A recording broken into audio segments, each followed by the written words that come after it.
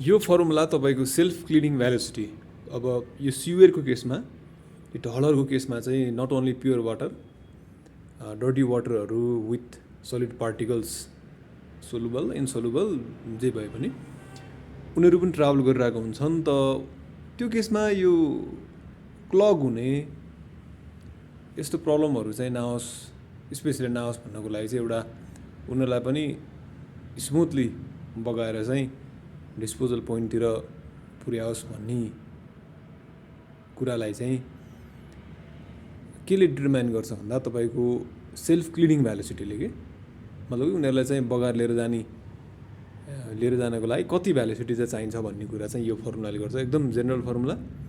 जस यो फर्मुला चाहिँ हामीले कसले के छ भन्दा क्याम्प सिल्ड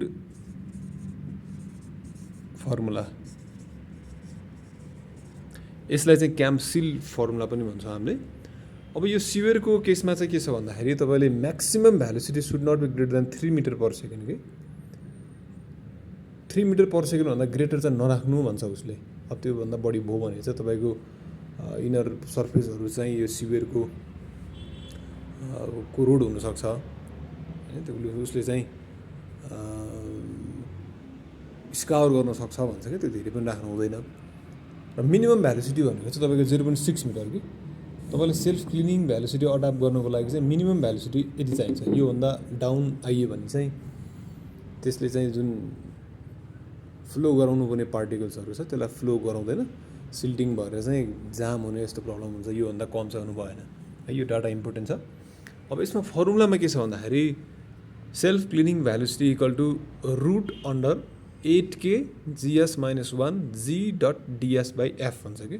अब यसमा सेल्फ क्लिनिङ भेलोसिटी यो भइहाल्यो। अब यसको के को कुरा चाहिँ के छ भन्दा क्यारेक्टरिस्टिक अफ सोलिड पार्टिकल्स है। अब यसमा सोलिड पार्टिकल्स जस्तो अर्ग्यानिक र इनअर्ग्यानिकमा छुट्टिन्छ यो कुरा चाहिँ।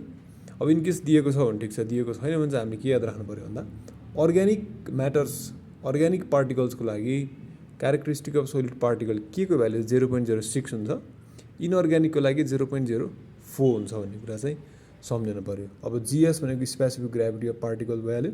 अर्ग्यानिक पार्टिकल्सको लागि 1.2, इनअर्ग्यानिक पार्टिकल्सको लागि चाहिँ 2.65।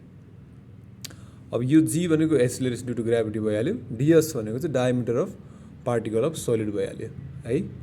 अब यसमा अर्को भनेको चाहिँ तपाईँको यो सेल्फ क्लिनिङ भेलोसिटी चाहिँ determine by considering particle size and specific weight. Particle size कस्तो छ, कतिको छ र त्यसको स्पेसिफिक वेट कति हो भन्ने कुराले चाहिँ यसलाई डिटरमाइन गरेको हुन्छ। अब यसमा चाहिँ तपाईँको एफ भनेको छ, यो एफ भनेको चाहिँ केले दिन्छ भन्दाखेरि तपाईँको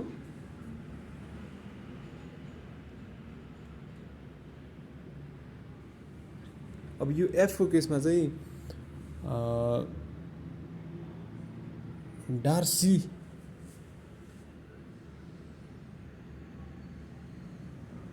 जस्तो यसलाई चाहिँ जस्तो भ्यालु लिँदाखेरि तपाईँले के गर्नु पऱ्यो भन्दा यसले चाहिँ डार्सी कोफिसिएन्ट अफ फ्रिक्सन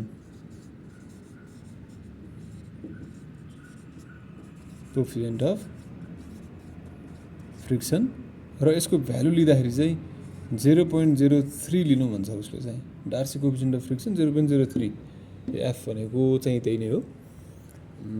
अब अरू के छ त यसमा भन्दा अरू खासै केही छैन, यति नै हो। ल अब सेल्फ क्लिनिङ भेलोसिटी निकाल्दाखेरि हामीले याद राख्नुपर्ने यो फर्मुला हो र के को भ्यालु 0.06 र 0.04, स्पेसिफिक ग्राभिटी 1.2 र 2.65, डार्सी कोफिसिएन्ट अफ फ्रिक्सन 0.03 र म्याक्सिमम भेलोसिटी हामीले 3 मिटर पर सेकेन्ड भन्दा एक्सिड हुनु भएन, मिनिमम चाहिँ 0.6 भन्दा कम हुनु भएन।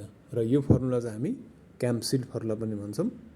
यति सम्झ्यो भने सक्यो यो पार्ट।